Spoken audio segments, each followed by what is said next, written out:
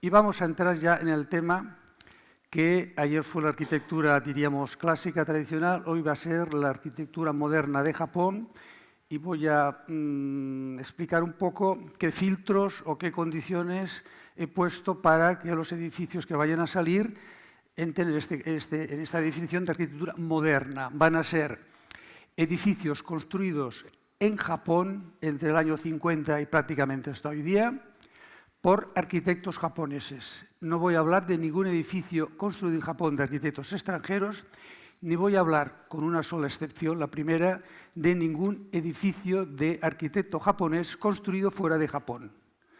Y me voy a centrar en este año 1950, que podríamos decir que es cuando ya, superados los primeros 5 años de posguerra durísimos en Japón, un Japón arrasado, en el cual estaba de alguna forma vetado, prohibido la construcción en edificios residenciales con hormigón o con acero, porque el hormigón y el acero se reservaba, todavía muy escaso, para las obras públicas, infraestructuras, vías de ferrocarril, puentes, carreteras, etc.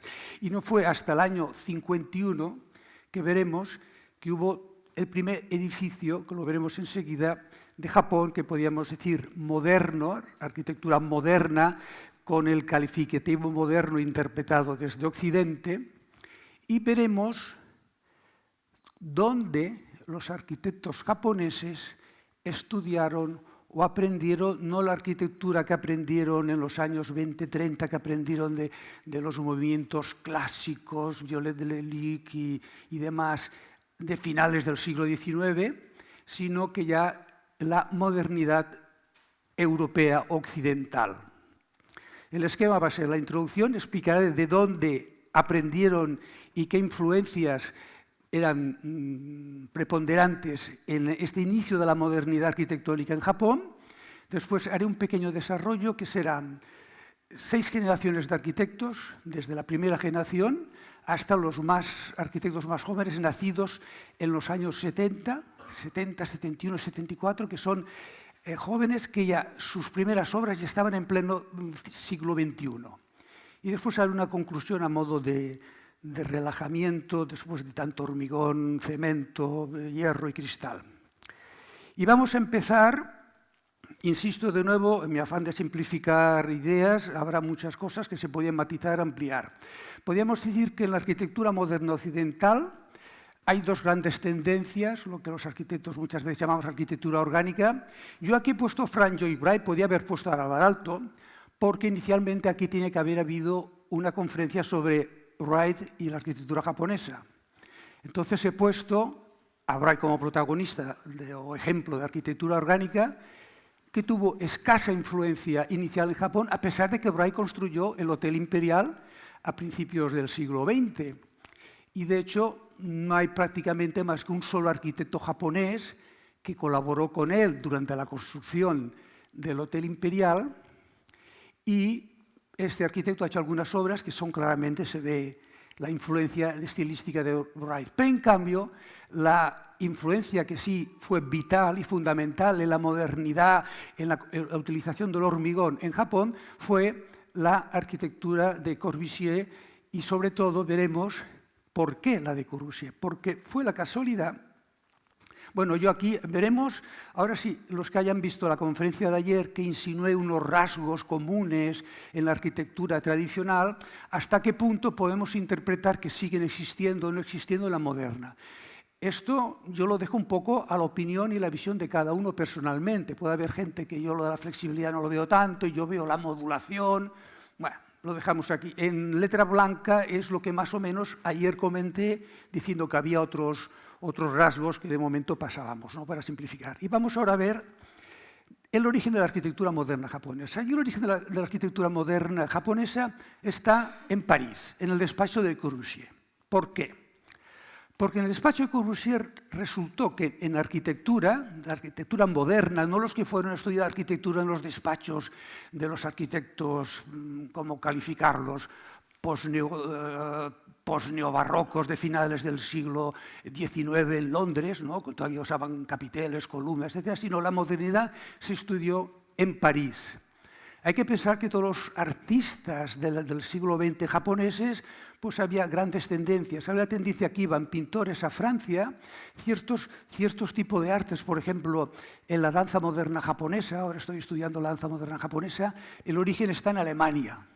Todos iban a Múnich, las tendencias de la danza expresionista alemana. Y la danza moderna japonesa procede de los primeros japoneses, estos fueron a París, aquellos fueron a Alemania, a Dresde, para estudiar con una determinada escuela de Mare Wigman, y a partir de ahí nació toda la danza moderna. Lo dejo aparte.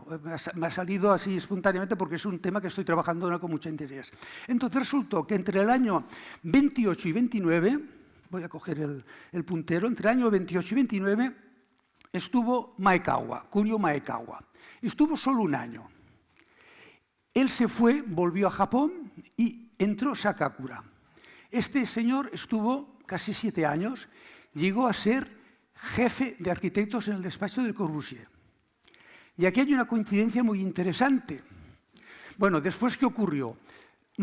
Sakakura tuvo discípulos, pero los discípulos, la línea genealógica fundamental de donde han salido todos los arquitectos, y aquí he puesto esta explosión, porque de aquí ya empezaron a salir todos los arquitectos de posteriores generaciones, fue la línea que es Maekawa, fue a Japón en el año 30, todavía el periodo bélico estaba incipiente, abrió su despacho en el año 30, Tange Kenso Tange, estuvo trabajando del 38 al 41, a partir de aquí la actividad cero, época e inicio de la guerra con Estados Unidos, y de Tange fue cuando Tange, en una época que no había trabajo, entró en la universidad y hay casi todos los arquitectos de la segunda generación o trabajaron con el despacho de Tange en la universidad o en su propio despacho, y esto lo veremos enseguida.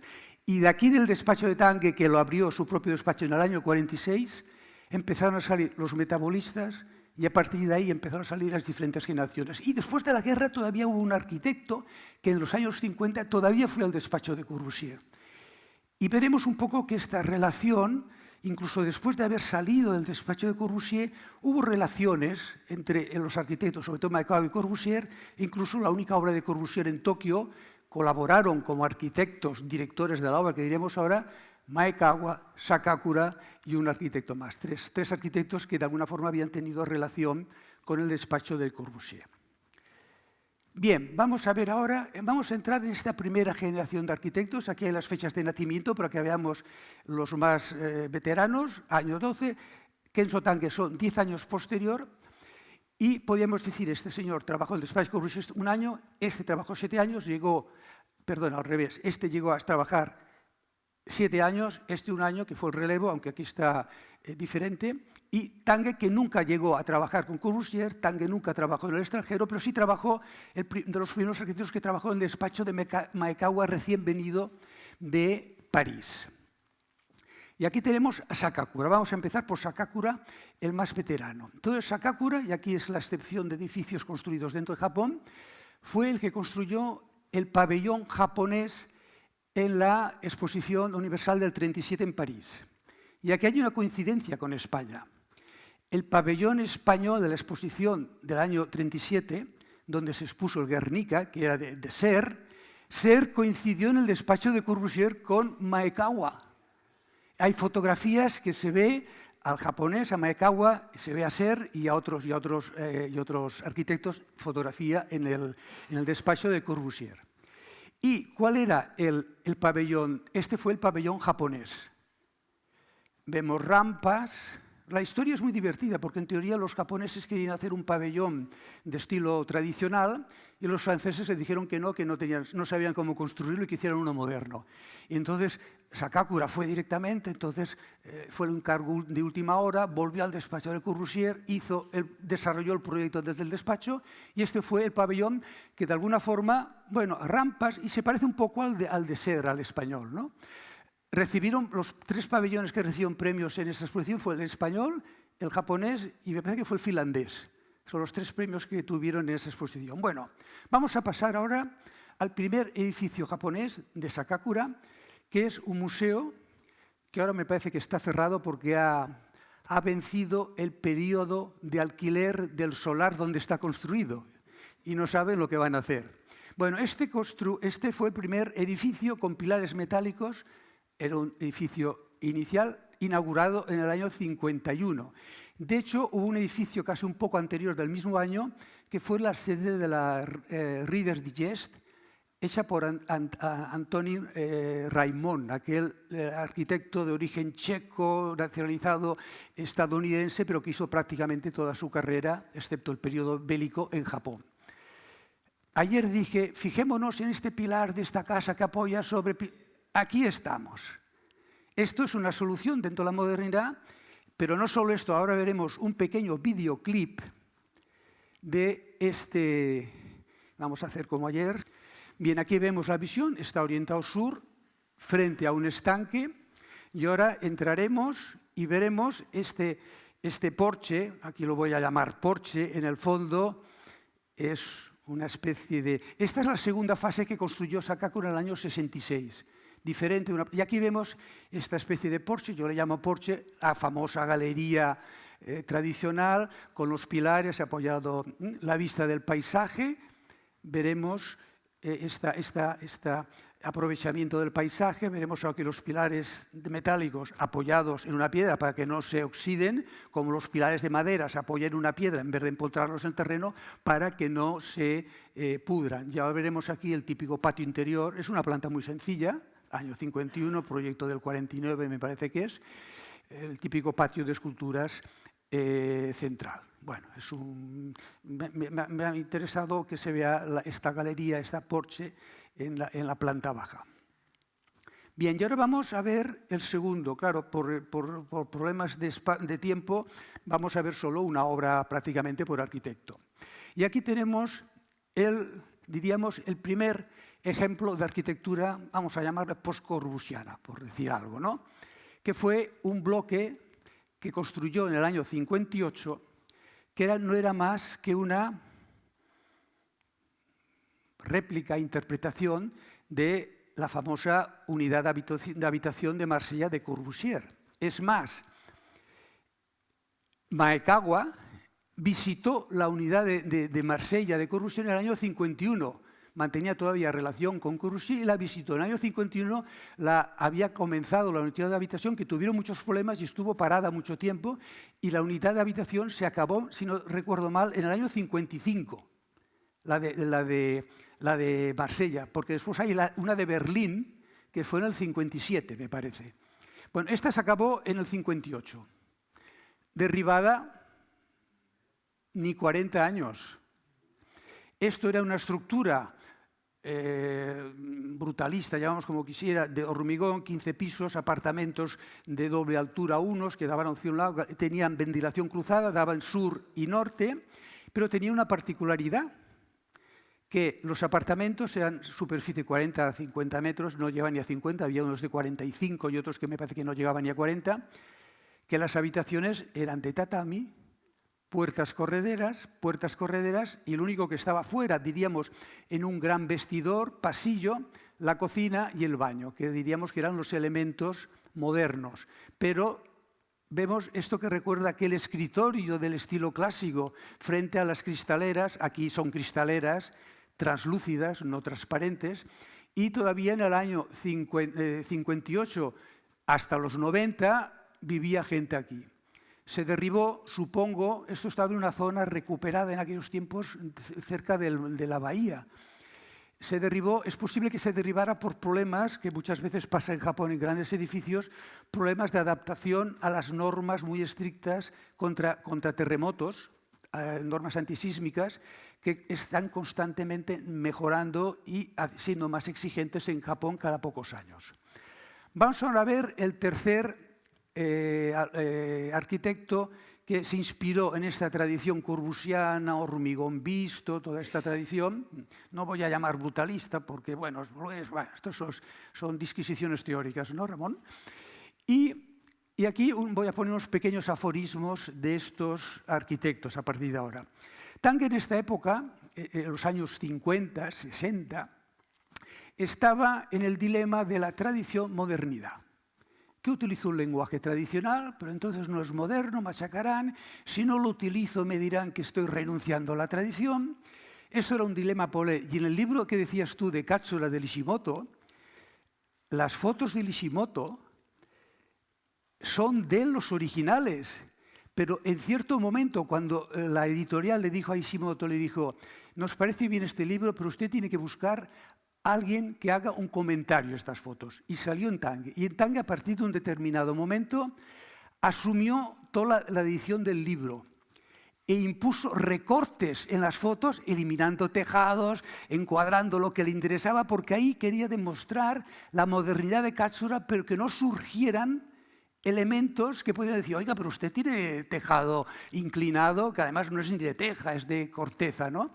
O sea, que entonces Ishimoto hubo un momento que dejó la edición, renunció y todo quedó, y hay originales que se ven los clichés de Ishimoto y Tange, los contactos, tachado y remarcado, hasta tal punto que Ishimoto en el año 82 volvió a hacer fotografías de Katsura, muchas veces del mismo encuadre, en color, y ahí sí que era él que puso, y muchos eran el original antiguo sin el recorte impuesto por Tange.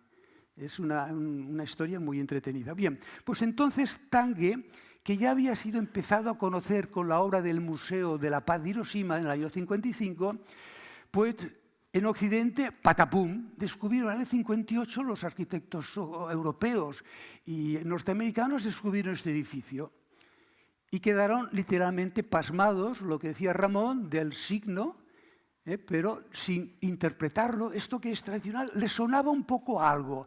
Les sonaba si habían estado en Japón y se había investigado, estamos hablando de los años 50, ni internet, ni compras de libros por correo extranjero, ni nada, con ciertos elementos estructurales que son las vigas de voladizo de los templos, de los grandes voladizos, que además hay cierta tradición en Japón de pintar las testas de las vigas de color blanco. Es decir, como esto es una zona de penumbra muy fuerte, si esto no estuviera pintado de color blanco, en la foto esto saldría una franja negra. Es una forma de resaltar, o sea, unos ligeros toques de color puntuales que remarca. Entonces, Tange no pintó las testas de las vigas en voladizo de la galería que rodea toda esta torre, sino que dejó que lo pintara el sol en determinadas horas del día con estos contrastes. Estas fotos, las dos son mías, estos contrastes de estas testas. Y ahora vamos a ver aquí un pequeño clip moderno. El jardín que tiene delante con estas rocas también parece ser de diseño de Tange. También fue un jardín que rompió esquemas de las rocas tradicionales que eran intocables, o que tal como se encontraban se colocaban. Aquí él aceptó rocas que venían de cantera, con estas aristas. Entonces los occidentales interpretamos esto son las secuelas de la guerra y la derrota atómica y las heridas de la guerra, bueno, todas estas elucubraciones mentales. Vamos a ver este videoclip. Veremos aquí, esto debe estar hecho con un dron o con una grúa. Aquí no hay sol, se ven las cartelas de hormigón. Vemos que en las esquinas donde hay pilares hay doble viga y en las esquinas hay en un sentido y en otro, como hay en los templos. La barandilla son dos franjas de hormigón, la del forjado, una gruesa. Y aquí vemos el elemento de estructura de una esquina de un templo, ¿no? Y ahora veremos aquí, me adelanto un poco para que estemos listos, veremos el reflejo de este edificio en el estanque que hay delante. Estas ondas están producidas artificialmente, ahora habrá un contrapicado y veremos cómo el sol remarca esta imagen característica de este edificio con las vigas, todo de hormigón. Aquí hay una transparencia en la planta baja con cristaleras y cómo el sol pinta las testas y hace este contraste. Hay un edificio en Alemania que es una universidad, no me acuerdo cuál, en mi blog tengo una serie dedicada a Kenzo Tange de 15 o 20 artículos, y hay hay una réplica en una universidad alemana clavado de esto, pero es como digo yo, una mala copia. O sea, la copia es peor que el original. Pues el Ayuntamiento de Boston también tiene reminiscencias de esto que es posterior, ¿no? Vamos ahora a ver ¿Qué pasó en el despacho de Tange? Hemos visto lo que pasó en el despacho de Corbusier. ¿Qué pasó en el despacho de Tange? Bueno, el despacho de Tange, que estaba en la universidad como arquitecto jefe del departamento de urbanismo, tenía su propio despacho y ahí empezaron a aterrizar una serie de jovenzuelos que en aquella época, en los años 60, eran veinteañeros, Kurokawa, Maki, Kikutake, que todos, de alguna forma, estos cuatro formaban lo que se llamaba el grupo metabolista, que aquí es curioso porque había Otaka, que trabajó en la universidad, no trabajó en su despacho, durante 2 o 3 años en la universidad. Kurokawa, que estuvo 4 o 5 años, unos 4 años en el despacho. Maki, que también estuvo 5 años en el despacho en los años 60, vemos que 60, 61. Kikutake, que es el único que iba por libre, pero que se adhirió al manifiesto. Y entonces estaba el gran Isozaki, que él dice que nunca, él los tachaba de ingenuos, de confiar en exceso en la tecnología para solucionar los problemas de la ciudad del futuro, y nunca quiso adherirse al manifiesto metabolista del año 60, que en el fondo no era tal un manifiesto, sino que era una recopilación de artículos de estos cuatro, más un diseñador gráfico y un teórico, que firmaron. Esto se presentó como Metabolismo 1960 y se presentó en la Conferencia Internacional de Diseño celebrada en Tokio en el año 60, que estaban todos los gurús de la arquitectura europea y americana de la época, el grupo R y todos, estaban en Tokio. Y igual que descubrieron en las revistas el edificio de Tange, ahí se descubrieron con las propuestas de estos señores y quedaron anodanados de que estos jovencitos, antes del Archigram, famoso inglés, hicieron estas propuestas. Claro, el Archigram no construyó ni una sola obra. Estos no construyeron muchas, pero construyeron algunas muy importantes. Después veremos que Isozaki, que lo veremos obras de Isozaki, veremos que él no quiso firmar el manifiesto metabolista, pero influyó mucho, y veremos que sus ideas eran prácticamente... ¿Y qué decía el movimiento metabolista? El movimiento metabolista decía lo siguiente, que bien pensado es lógico. Otra cosa, cómo se interpretan los conceptos lógicos.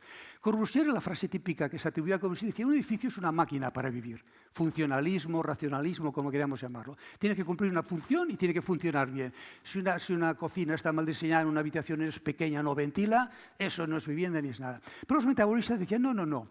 Un edificio es un organismo orgánico, vivo. Y de ahí se inventaron la palabra, eso lo explica Kikutake, la palabra metabolismo la inventaron a partir de ciertos textos de biología y aplicaron arquitectura metabolista, ¿no? Y entonces, ¿qué decían los metabolistas? Y estos conceptos se aplican tanto a la ciudad, porque hacía muchas propuestas de ciudad, como a un edificio. Decía, tanto en una ciudad como en un edificio hay unos elementos que tienen larga vida. ¿Cuáles son? Pues si tú haces un edificio con estructura de hormigón y es sólido y ya está bien hecha, los pilares, los forjados y los techos, los suelos y los techos de hormigón, pueden durar 10, 20, 50, 100 años, edificios, y es verdad. Pero las instalaciones en aquella época ya decían, no, no, las instalaciones duran muy poco. Y tú tienes que construir los edificios de forma que permita cambiar las instalaciones, en caso de viviendas, cocinas, baños, montantes de instalaciones, desagües, que sean fácilmente accesibles para su renovación periódica durante la vida del edificio. Si un edificio, pongamos 100 años, pues en 100 años como mínimo tendrás que cambiar 2, 3 o 4 veces seguramente cierto tipo de instalaciones. Y en una ciudad las grandes infraestructuras eran los elementos constantes, carreteras, puentes, y las viviendas, y aquí entraba el concepto de modulación, los locales comerciales, eso tenía que ser fácilmente renovable. Y aquí sale un poco semejanzas con la arquitectura tradicional, el crecimiento orgánico, como la villa de Katsura, que eran 3 fases construidas sin interferir una en la otra. La modulación, teníamos el tatami, aquí veremos las cápsulas, como las utilizó Kurokawa, la impermanencia. En 40 años derribaron un edificio, no es casi como una choza que ya es que venía el viento, pues ellos ya no viene el viento, porque un edificio de hormigón, el viento no se lo puede derribar, pero sí. Y aquí tenemos la primera obra metabolista en gran escala, pero gran escala, de Tange, y prácticamente la única, yo diría que es la única, que realmente ha cumplido lo que decía, la previsión de ampliación. Aquí vemos la fotografía recién inaugurada en el año 66, y yo creo que se han hecho como mínimo 2, si no 3 ampliaciones. No sé si han hecho más desde este siglo. Es decir, la estructura de este edificio, que empezó siendo una compañía de radiotelevisión, prensa y locales comerciales en planta baja, ahora no sé si es un un edificio cultural, de galería de arte, han cambiado los usos. Pero ha habido ampliaciones. Fijémonos que aquí hay un piso más. Esta columna y esta, aquí no están. Se amplió las columnas. Había estas esperas, que aquí que eran las esperas para, una vez levantado el edificio, los forjados estos se apoyaran en las esperas. Y en estos grandes celitos que pueden tener, no me acuerdo, 4 o 5 metros de diámetro, hay los ascensores, las escaleras y todos los montantes y bajantes de instalaciones, elementos fácilmente intercambiables y, por descontado, además de intercambiar las instalaciones, podía crecer según las necesidades. Es el primer y único ejemplo, no único no, pero es el primer gran ejemplo de gran arquitectura. Y aquí tenemos a los tres grandes he puesto los tres más conocidos del grupo metabolista. Tenemos a Kiyotake, que el que nunca trabajó en el despacho de Tange, pero fue el primero que hizo una obra realmente metabolista que funcionó durante más de 50 años. Lo veremos enseguida. Kurokawa, que sí trabajó en el despacho de Tange, y que tenemos un ejemplo, y veremos el Isozaki, que no quiso, no, yo no soy metabolista, veremos que no fue metabolista, pero ¿qué es lo que hizo? Empecemos con Kiyotake. Kiyotake dice, para reflejar la vida diaria, que cambia, que varía, no podemos establecer una función estática. La función tiene que adaptarse a la variabilidad, permítaseme el palabra, de la vida o de la situación. Tiene que cambiar metabólicamente, ¿no? ¿Y qué hizo Isozaki? Ya en el año 55, casi 10 años de la gran obra de Tange, se construyó su propia vivienda, que era esta casa, es una vivienda, después vemos la planta, son 4 pilares, pero en vez de estar en las esquinas, que pareciera lo él puso grandes pilares en el centro de un lado de un cuadrado de 10 por 10, que además estos pilares recogen las puertas correderas de madera, los porticones, que permite abrir las esquinas totalmente y están recogidos aquí.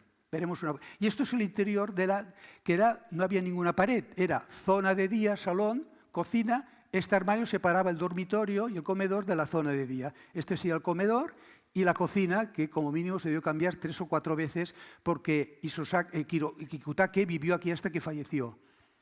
Pero ¿qué pasó? Claro, cuando construyó la casa era él y su esposa. Ningún problema. Perdón. Pero él tuvo hijos. Me parece que llegó a tener 3 hijos. Yo me parece que tuvo 3 hijos.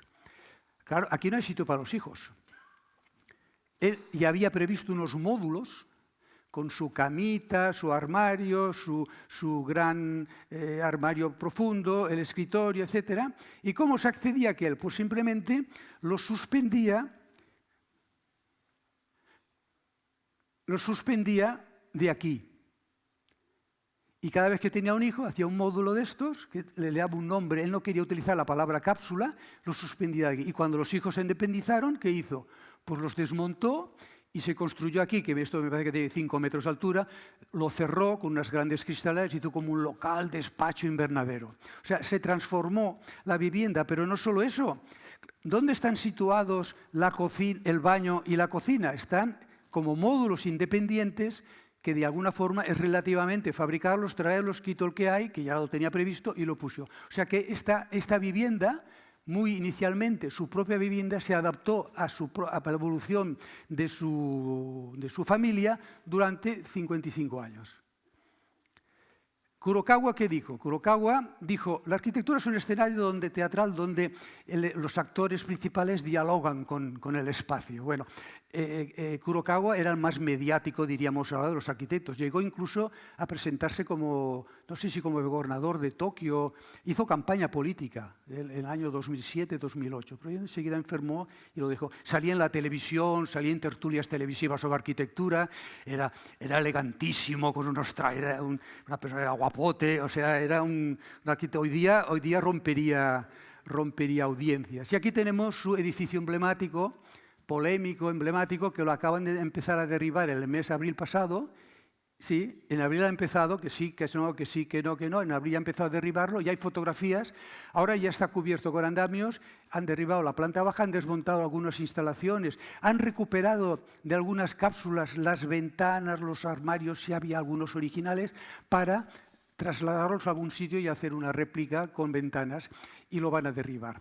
¿Qué tenía esto? Bien, Kurokawa en este año, en el 72, aprovechó la pujante tecnología naval japonesa para construir a medida. Esto eran en el fondo containers. Tenía la medida de un container que se puede transportar por carretera con camiones en números redondos, 4 por 2,5, 10 metros cuadrados, que es la superficie de una habitación individual en un hotel mínimo, ¿no? Y en esos 10 metros cuadrados había una cama, había todos los artilugios de la época, televisor, cassette, teléfono, aire acondicionado, había todo, y había un elemento que era el baño, estaba totalmente prefabricado. Recapitulo, que me he adelantado demasiado. Estos módulos, que venían tal cual, son módulos metálicos, aislados, con la ventana cerrada, ya llevaban incorporados la cápsula, ahora explicaré cómo la hacían, de baño, y literalmente se enchufaban en las torres de hormigón que por aquí asoman, que se había hecho como el corazón del edificio de hormigón, había dos, con un ascensor y una escalera que rodeaba el ascensor. Y para entrar en estas cápsulas, que si nos fijamos no están algunas a la misma altura, era una escalera de 3 tramos, subo 4 peldaños, entro a un apartamento. Entro 4, o sea que siempre solo había 2 apartamentos, me parece, que estaban a nivel del rellano del ascensor. Los otros lo tenían que subir o bajar. Y esto daba un cierto movimiento. Literalmente se enchufaban. Y el baño, el baño es una solución que se ha utilizado mucho en Japón, sobre todo en los hoteles, los business hotels relativamente baratos, incluso en otros, estaba totalmente prefabricado en plástico, para entendernos, que eran 2 elementos, eran 2 elementos, suelo y paredes y techo y paredes, mitad de pared y mitad de pared, y se encajaban uno con otro, todas las instalaciones, que no había más que literalmente enchufarlas, y el lavabo, la bañera, y en este caso incluso el inodoro, todo esto es en plástico y forma parte de la cápsula, la media cápsula que se encajaba, que en este caso ya venía encajada en el módulo este. Y esta solución se utiliza mucho. La posterior solución era la misma que esta en concepto, con otra distribución, lo único que el único elemento de cerámica era el inodoro. Pero la bañera en material plástico, la boda en material plástico y todo mínimo, no tan mínimo como aquí, pero esto es una solución que la industria alemana lo utilizó muchas veces, sobre todo para los hoteles, diríamos, de estilo occidental. Y aquí tenemos al díscolo Isozaki, al díscolo y brillante y genial Isozaki, que no firmó el manifiesto metabolista. Él decía, nuestras ciudades están destinadas a vivir solo un momento fugaz. El budismo, esto que remarcamos tanto nosotros, bueno, lo tenían asumido, a pesar de que hacían construcciones con hormigón, etc.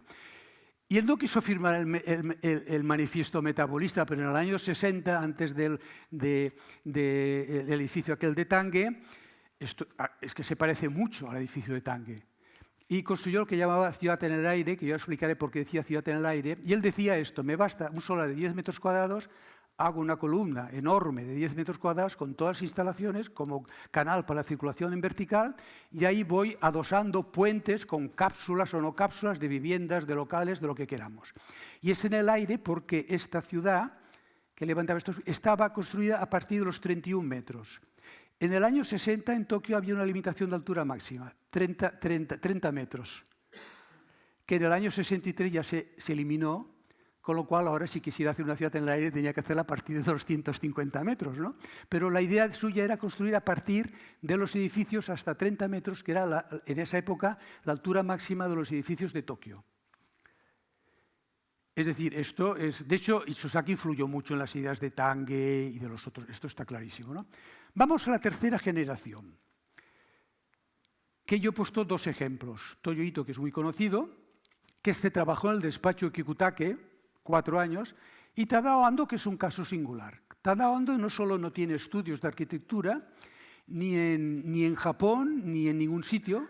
No, él era muy brillante de joven en diseño, y le gustaba mucho la carpintería y los artesanos de muebles, y empezó a hacer viajes por Europa con 4 duros, llegó hasta Finlandia, y bueno, evidentemente es un arquitecto muy brillante. ¿Qué decía Tadao Ando? Decía... Una de las frases que tiene, no puedes simplemente poner algo nuevo en un lugar determinado, sino que tienes que absorber lo que hay alrededor. Él tenía muchas opiniones. Hay gente que dirá, bueno, oiga, pero usted hace todas construcciones de hormigón en pleno bosque. Bien, la eterna discusión. Y entonces yo con Ando he tenido, bueno, con muchos he tenido dificultades. Con Ando quería poner una obra que podía poner un vídeo y he puesto una de las iglesias. Hombre, me pones una iglesia cristiana de un arquitecto japonés. Bien, esto es una iglesia cristiana, me perdonarás Yayoi, de pego, porque aquí el sacerdote que oficia las bodas no es un sacerdote ordenado, es un señor que hace de sacerdote porque a los japoneses les encanta, después de la boda japonesa sintoísta, hay ciertas familias que quieren la novia vestirse de blanco, ¿no? Y hacer una ceremonia como si fuera una ceremonia religiosa, que no es tal, no sé qué valor tiene desde el punto de vista oficial, y la hacen en estas capillas que generalmente están asociadas con un hotel, que por cierto el hotel que está detrás de esta capilla es horroroso. Es lo que no salen nunca las fotos. Y ahora vamos a ver un corto vídeo. Bueno, aquí vemos lo típico, ¿no? El aprovechamiento del paisaje, cuidadosamente enmarcado. Aquí hay una cristalera que está totalmente abierta, veremos cómo se abre. Y veremos un elemento muy importante, que esto Tange también lo tiene en sus obras, que es la circulación, o sea, el recorrido hasta llegar al punto, aquí el punto importante es llegar a esta vista, a la capilla. Entonces hay un recorrido que podemos decir, hombre, me recuerda a los recorridos en los templos budistas, que desde la entrada atraviesas un jardín, que hay quiebros, requiebros, que cuando empiezas el camino no ves el final, entonces haces un quiebro o otro quiebro y ¡paf! Y ya ves la puerta de entrada, entras y a lo mejor también es otro, te empiezas por pasillos hasta llegar al jardincito o a la vivienda. Es un poco lo que vamos a ver en este clip. Está editado y recortado porque si no son clips que duran un minuto para no atosigar. Esto es el muro exterior que hemos visto antes, esto es la entrada, yo camino por aquí, no veo absolutamente nada, hay un hueco, yo no sé qué hay detrás de ese hueco, vamos a verlo, está un poco acelerado, atravesamos este hueco, pum pum, me giro a la derecha, veo un estanque, unos árboles, a ver qué hay, y ¡paf! Descubro esto. He cortado aquí porque si sigo veríamos el bodrio que hay detrás, ¿no? Y vuelvo hacia otro camino también que no vemos nada. Tenemos aquí una puerta y podemos bajar una escalera hacia la derecha o subir hacia arriba. Al final el camino es el mismo. Vamos por arriba. Esto es hormigón en un paraje, hormigón visto de Ando, que parece mármol, en un paraje que tiene nieve, no sé, ya yo, 4 o 5 meses al año, ¿no? O sea, las condiciones exteriores para el hormigón son durísimas, la parte exterior, y ahora aquí hay una escalera que vuelve a bajar y llegaremos a la capilla. Esta viga que vemos aquí, bueno, aquí vemos la gran cristalera que evidentemente no se mueve con un dedito, sino que se mueve con un motor, va lento, se va moviendo. Y aquí tenemos la capilla, que es muy sencilla, aquí ya está totalmente abierta, y vemos este paisaje, y hay que reconocer que esto impresiona, y de noche, si el paisaje está nevado, si los árboles son rojos o no son rojos, esta es la visión, con la iluminación interior, bueno, es un efecto casi teatral, este aprovechamiento de las circulaciones hasta llegar al centro, al elemento clave o foco o centro, como queramos llamarlo, del edificio. Y aquí tenemos a Toyo Ito, un arquitecto muy brillante, que es capaz de sacar ideas para sus proyectos de cualquier elemento. Toyo Ito tiene un par de obras en Barcelona interesantes. Tiene un edificio delante de la Pedrera de Gaudí con una cubierta que simplemente era una obra de reforma que transformaron locales y ha hecho una especie de pantalla ondulada que yo he visto en revistas extranjeras, inglesas o alemanas, que ponían como ejemplo la perfecta tecnología de Ito, porque aquí los paneles es que ni con lupa ves la soldadura. O sea, parece carrocería de coche. Y claro, son paneles que deben tener 12 o 13 metros metálicos, ondulados, y la ejecución es de obra japonesa. Yo no sé quién hizo aquello. El constructor que realmente hizo aquellas piezas dormidas. Bueno, pues Toyo Ito decía que lo que le atañe es pensar lo maravilloso que sería una arquitectura sin forma, ligera como el viento. Y vamos a ver lo que se considera que es la obra que inauguró el siglo XXI, la obra de arquitectura japonesa que inauguró el siglo XXI. Sin duda es esta mediateca. Por muchos elementos. El propio Ito, que hizo una conferencia en Barcelona, explicaba los problemas que tuvo cuando presentó el proyecto. No solo la posición del cliente, No solo la oposición de los funcionarios, que decían que esto, ojo con los terremotos, sino que incluso las de los futuros usuarios, o sea, la gente, decían, pero este señor que nos presenta. Porque aquí vemos que aquí los pilares, ni de madera, ni de pilar, ni inclinados, ni no inclinados como Gaudí, sino los pilares son unos tubos, que unos están inclinados, otros no, unos están verticales, otros no, o sea, me río yo de los pilares inclinados de Gaudí, porque, el pilar prácticamente no existe, son huecos en los forjados y él va colocando estos pilares. Entonces, claro, esto tuvo muchos problemas para que los funcionarios aceptaran esto como estructuralmente, ¿no? Bueno, él explicaba lo que tardó para convencerles, al final parece que lo aceptaron, y en cambio resaltó que a las pocas semanas de inaugurarse, todo el mundo estaba enamorado. Los funcionarios, o sea, los empleados estaban enamorados, los usuarios estaban esto es una mediateca, hay planta de internet, biblioteca, salas de conferencias, cada planta un color diferente. Bueno, es una joya. Y ahora vamos a ver un clip, porque estos pilares, veremos que en el fondo son huecos en los forjados, por los que pasan ascensores, algunos tienen escaleras y otros no tienen nada, sirven un poco como pozo de luz. Y vamos a ver este vídeo. Evidentemente hay la transparencia, que se ve la calle principal con estos árboles, que estos elementos de árboles en obras posteriores los utilizó para hacer las fachadas estructurales de sus edificios. Y vamos a ver aquí, vemos, estos son los pilares, pero ¿qué pilares? Y aquí no veo más que una maraña de tubos. Y además el hueco de arriba no está en la vertical, algunos de estos, lo veremos, están inclinados, no todos diferentes. Hay unos de diámetros de 5 metros, otros de 4, y ahora veremos, entraremos dentro, entraremos por la planta baja, que es muy significativa, aquí es visión nocturna, se ven las transparencias, vemos que cada planta tiene un color diferente, rojizo. Bueno, este edificio, el terremoto de Masumio, bueno, se cayeron falsos techos, librerías, pero resistió. Vemos aquí, esto está inclinado, vemos esta maraña de pilares. Claro, este lleva ascensores, claro, esto es un pilar, me dirá, pues sí, es un pilar con esta maraña. Yo supongo, aquí vemos uno que tiene todo escalera y ahora veremos otro que este no tiene nada, es una especie de pozo de luz que se ve de un piso a otro. O sea, realmente es una solución. Mucha gente dice que estos árboles, que estos pilares recuerdan los árboles, otros dicen, no, esto más bien como las algas estas que hay, esta fachada cristalina como las algas estas que cuelgan, o bueno, lo que van hacia arriba, que se van moviendo, ¿no? Estas imágenes que nos pueden... Esto ya es muy particular, cada uno puede tener. Vamos a los de la cuarta generación, estos ya son jovencitos nacidos en los años 50, y he elegido a dos, Shigeru Ban, que trabajó en el despacho de Isozaki, y Kengo Kuma, que no trabajó en un despacho, diríamos, de arquitectos convencionales estrella, sino trabajó en el consulting en ingeniería de la Nikken Sekkei, que no sé si es la segunda ingeniería más grande del mundo. Es la primera de Japón, como 19 o 20.000 empleados, o sea que es brutal, ¿no? Bien, vamos a ver qué decía Shigeru. Shigeru fue comisionado de refugiados de Naciones Unidas del año, me parece, fue del 94 al 99, durante 5 años, y veremos por qué.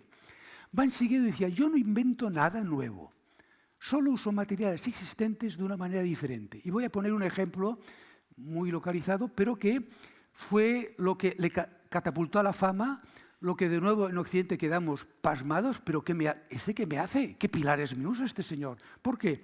Porque este señor usó pilares de cartón. Ya no eran simples tubitos, no, eran de cartón, literal y materialmente. Este señor experimentó su primer contacto con los elementos de cartón, fue una exposición que hizo en Estados Unidos, yo no sé si en el MoMA, sobre ámbar alto. Y hay aquellos paneles de ámbar alto, de las fachadas de madera, que él dijo, ¿cómo voy a utilizar madera para hacer esto? Para una exposición efímera, es un despilfarro. Y tenía razón. Entonces se le ocurrió utilizar tubitos de cartón de más o menos de esa dimensión que podía, barnizados con un barniz especial, que daba esa forma. E hizo unas sillitas de cartón, bueno, para una construcción efímera. Bueno, entonces hubo un momento que se le ocurrió hacer una construcción efímera, que era, podríamos decir, un templete, efímero que tenía que durar unos meses, yo creo que no duró ni un año, o quizás un año, en un parque me parece que era de Kobe o de Nagoya, no me acuerdo, que era una construcción circular de un diámetro 4 o 5 metros, con tubos de cartón, y estos eran tubos que a lo mejor tenían 30 o 40 centímetros de diámetro, el cartón tenía un grueso como un dedo, de 1, 2 o 1,5 centímetros, y una altura de 4 o 5 metros. Estaban anclados en una base de hormigón, por arriba estaban unidos con un elemento de madera y de techo era un toldo. ¿Qué ocurrió? Esto le permitieron por una construcción que tenía que durar, no servía para nada, eso sirvió para entrar allá y ver el sol. Bueno, resultó que cuando lo desmontaron, que estos tubos de cartón estaban protegidos con una resina, constataron que a pesar de la lluvia, los rayos del sol, ultravioleta, todo esto, decían, bueno, lo lógico es que se hayan degradado, y habían medido cuánto resistían aquellos tubos antes. Pero resultó que después de los meses resistían más. O sea, los efectos de la lluvia, y sobre todo, supongo, los de los rayos ultravioleta, había aumentado la resistencia a estos elementos. Y a partir de ahí empezó a experimentar. Y llegó a hacer esta vivienda, diríamos de fin de semana, que toda la estructura se soportaba con estos tubos de cartón. Yo no sé, no he mirado exactamente, y seguramente se puede saber, el forjado si era una chapa metálica con un pequeño grueso de aislamiento. Yo creo que esto no creo que sea una losa de hormigón, porque yo creo, bueno, es verdad que están muy juntos, yo no sé lo que puede aguantar un pilar, pero bueno, hice esto. Aquí sigue manteniendo ciertas características de la arquitectura tradicional. Esto que vemos aquí son las guías de las puertas cocereras, que vemos que hay muchas guías, porque todas las hojas se desplazan fuera del campo visual que yo quiero, con el que quiero enmarcar el exterior, ¿no? Cuando está abierto todo, las cristaleras se han ido por aquí, fuera del campo visual. Y el baño está por aquí, en un rincón, en un círculo. Bien, es un material insólito, utilizado de una forma que a nadie se le ocurrió. Por eso lo hicieron comisionado, porque Ban Shigeru, incluso con el terremoto de Matsushima, hicieron que los japoneses a los pocos días ya tenían montados viviendas o refugios provisionales. Hizo una iglesia católica después del terremoto de Kobe con este elemento que se ha montado en otros países, no sé si en Sri Lanka o no sé qué, en Asia, en Taiwán, ¿no? Y ha hecho varias construcciones de estas provisionales para refugiados o catástrofes naturales en países de Asia, América. Por eso tuvo este cargo importante. Por cierto, Shigeru Ban no estudió arquitectura en Japón, sino en Estados Unidos. Pero estudió arquitectura y tiene título de arquitecto. Y vamos a ver ahora Kengo Kuma. Kengo Kuma, yo no he contabilizado, pero me parece que es el arquitecto que hoy día construye más obras de Japón, yo creo, seguro, yo diría casi del mundo. Ve su página web y en un año tiene proyectos construidos por todo el mundo, decenas, pero no proyectos de una casita, que también, proyectos de teatros, de proyectos gigantescos. Yo no sé, que por cierto, en su despacho, uno de los jefes asociados, debe ser de un departamento, es un español, Javier Villar, que está en su departamento desde hace ya bastantes años. Y las obras que ha hecho aquí, que ha hecho un par, en Barcelona ha hecho una tiendecita de camper muy pequeñita, ha hecho una escalera, yo no la he visto en fotografías, no he entrado todavía, en el edificio aquel de Gaudí, no en la Pedrera, en el otro, que está más cerca, la Casa Batlló, aquel que la fachada es como un dragón arriba. Les han obligado a hacer una escalera de emergencia, por cuestión de incendios, ¿no? Y ha hecho un revestimiento de unas paredes onduladas con chapa, y me he enterado que ahora acaba una obra aquí en Galicia, me dijiste, ¿no? ¿Por aquí? ¿Kengo Kuma? ¿Quién me lo dijo? En Orense. Pero era de él, ¿no? Sí, esta no la conocía. En Escocia. Bueno, sí, pues está construyendo en todo el mundo. Construye muchísimo. Y he puesto yo esta obra de él. Kengo Kuma se caracteriza, a pesar de que él dice que utiliza materiales del lugar y todo eso, por la utilización de la luz rasante y lo que yo llamo desmaterializa, hace desaparecer los cerramientos, usando muchos elementos que son delgas metálicas, aquellas delgas que utilizaban los carpinteros tradicionales para dar privacidad, muy juntas, perfectamente ejecutadas, que si además pone pared rasante, es una separación, una semitransparencia, juega con estas transparencias. Hay el museo famoso aquel de Bató, ¿no? el museo Hiroshige, que también que es planta baja, que también juega con cristales opacos, translúcidos, transparentes, celosías, un juego de transparencias y este uso de la luz nunca directa, rasante, ¿no? La utilización muy sugerente son estos espacios. Tiene museos en Tokio que vale la pena ver por arquitectura, con unas escaleras que parece que vuelen. Entramos en la quinta generación. Y la quinta generación son ya nacidos en el 56 y en el 60 sobre todo. Hay estos dos arquitectos, esta arquitecta, Sejima, nacida en el 56, y este socio a tiempo parcial, diría yo, que estuvo trabajando con ella 5 años, y en el año 95 ella, que era la jefa, supongo, le propuso asociarse con ella y formar lo que se llama Sanaa. De tal forma que ahora son socios, pero que tienen libertad, es una pareja abierta. Es decir, ella puede hacer proyectos firmando ella solo, tanto en Japón como en el extranjero, y él puede hacer lo mismo. Y voy a poner una obra de Nishizawa. ¿Qué decía Nishizawa? Dice, los japoneses entienden que lo artificial pertenece a la naturaleza. Y bueno, en teoría quizás no exista un límite tan claro como pensemos entre ambos. Y aquí también he tenido dudas en poner, y me he atrevido a poner esta obra para que ustedes decidan si esto es arquitectura, no es arquitectura, y qué contiene esto. Esto es un capero, bueno, de hecho son 2 cáscaras de hormigón gigantescas. Esta diríamos que es el museo, ahora explicaré qué tipo de museo. Es una cáscara de hormigón de 20 o 25 centímetros de grueso, 40 metros, me parece que tiene un sentido 20 y tantos en el otro, y nada más. Tiene unos óculos, unas aberturas, que no hay vidrio ni hay nada. Es decir, ¿y qué obras se exponen aquí? No se expone más que una obra, diríamos, esto es una obra conceptual o una instalación, que es una obra de una artista japonesa, que se llama Nato Rei, me parece que se llama, que las fotos es casi imposible de verlas, hay vídeos que se ve, que es una obra de arte que está aquí, que es agua. Hay un desagüe y me parece que hay unas salidas, que a veces ves agua, a veces no, donde salen gotas de agua que el viento las mueve y se van juntando, pero tienen trampa, porque estas gotas de agua tienen una resina que convierte las gotas de agua como si fueran gotas de mercurio. Sabemos que el mercurio tiene la capilaridad, aquellas formas, las curvas no son, sino que son alabeadas, y entonces se van moviendo, se van juntando y salen varias gotas de varios sitios pequeñitas, se van juntando, una gota mayor, hasta crearse una gota muy grande, que en cierto momento el viento la traslada y desaparece por un desagüe. Esto es la obra de arte que expone este museo, pero no solo esto, este museo, aquí me he permitido poner 2 fotos. Este museo, aquí se ven las salpicaduras estas, claro, en este museo oímos el murmullo del aire, los pájaros, el aire entre las ramas, entran bichitos por aquí, puede haber a lo mejor algún pájaro atrevido que se posa aquí, no lo sé, pero aquí no hay cuadros, ni instalaciones, ni nada. Es un museo, esto forma parte de un museo de un millonario americano-japonés que tiene una serie de islas que ha montado, es un aficionado al arte moderno y lo quiere exponer cada obra, a veces incluso encarga obras especiales y a un arquitecto que haga una arquitectura para esa obra, que muchas veces son incluso hoteles. Merece la pena visitarlo. Se llama el Venese Project Art o algo así. Vamos a hacer ya, entramos en la 6ª generación, esta es la última. El cambio para mí. Estos son los jovencitos, nacidos en los años 70, y de nuevo tenemos a un señor que trabajó en el año 4 años en el despacho de Sanaa, es decir, que desde aquí, desde Ishigami, estos son los arquitectos con más futuro y además un artista polifacético, lo veremos enseguida. Y Fujimoto. Ha ido por libre. Son 2 artistas realmente rompedores que de nuevo nos dejó nubilados a todos los arquitectos occidentales cuando descubrimos la obra que voy a presentar aquí.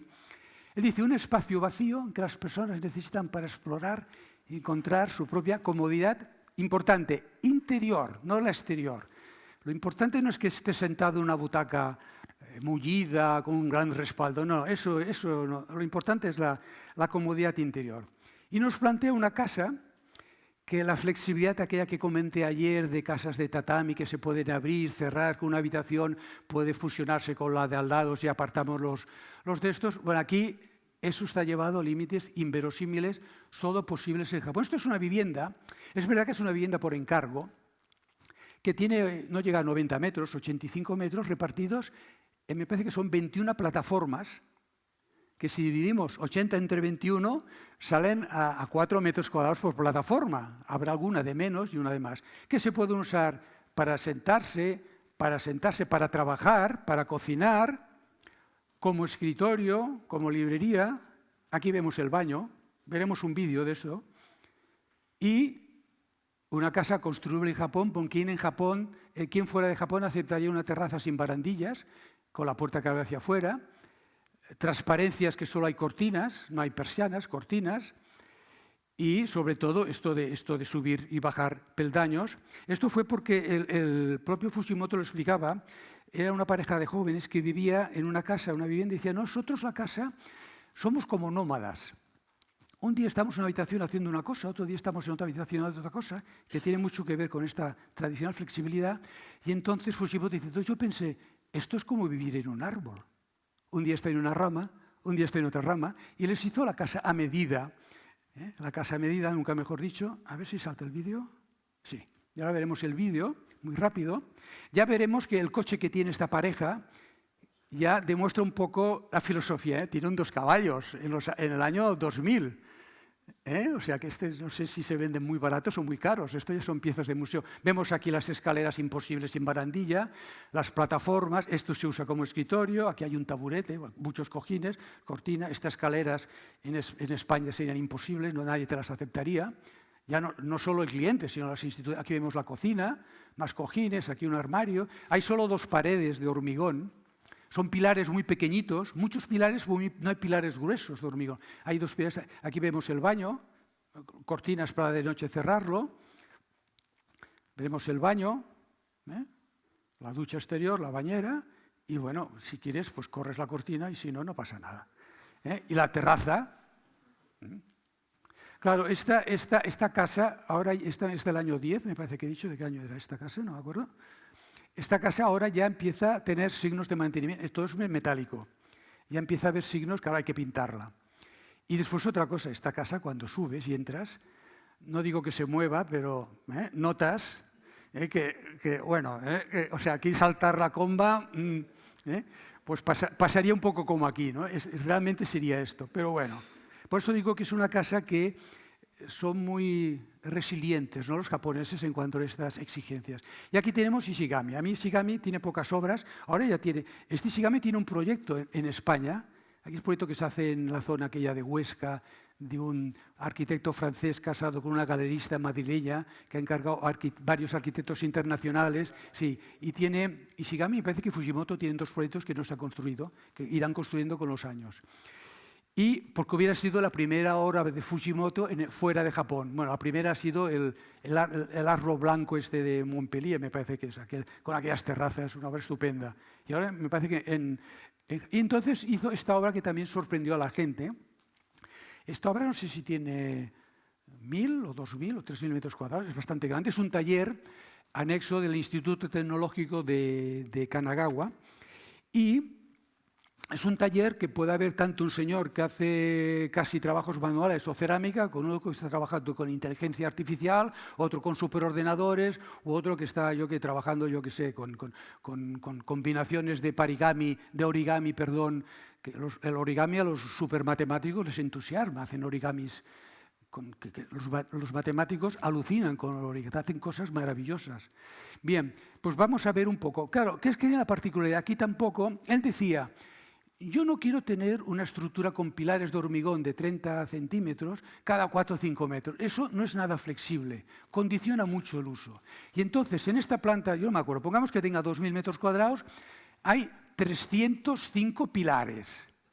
Pilares que son diferentes, unos son cuadrados de 8 por 8, 6 por 6, otros redondos de 8, y es un verdadero bosque de pilares. Entonces, ¿qué cliente se creería esto que te dice? No, si esto es mejor, es más flexible.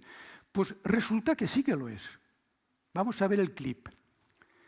Es todo, todo acristalado, la iluminación son unos lucernarios, una cubierta plana que casi desaparece, ya que vemos miles de pilares, plantitas.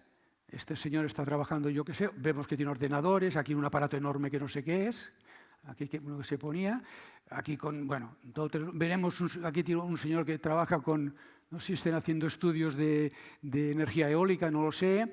Unos que están trabajando con cerámica.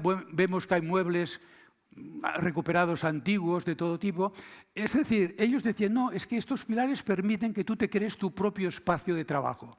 Vemos que no hay separación de ningún tipo, ni biombos, ni muros, ni nada, ¿no? O sea, realmente es una solución atrevida, que esto también ha pasmado a muchas revistas profesionales, una obra que se ha conocido, todo acristalado, es frío si hace frío y es calor si hace calor fuera, porque estos vídeos no son de doble o triple cámara, ¿no? Pero bueno, son las comodidades que los japoneses, bueno, pues lo aceptan perfectamente porque vemos que buscan otro tipo de comodidad. Bien, y yo con esto ya he acabado y voy un poco para relajar. Voy a poner este Ishigami, del arquitecto de esta última obra, que ha hecho exposiciones en museos de muebles, de exposiciones, diríamos, de arte conceptual, y esta es una obra muy reciente que, dice yo aquí, es un jardín, pero dice yo no he introducido ningún elemento nuevo, ni he usado nada nuevo, ni he descartado nada de lo que, o sea, no he eliminado nada de lo que ya existía. Pues seguramente siempre habrán modificado, habrá hecho algo, pero sin alterar. Tiene un proyecto que era una mesa metálica, yo no sé si tenía como 6 metros de largo, con una chapa metálica de 2 o 3 milímetros. Nosotros sabemos que una chapa metálica ya de 2 metros, flecha, total y absolutamente plana, porque la han fabricado contra flecha para cuando se apoye queda totalmente horizontal. Y con la particularidad que nada que hagas así empieza a ondular como el papel. Bueno, vamos a ver este clip, y aquí me callo, hay música relajante para un poco relajar el ambiente y con esto yo concluyo.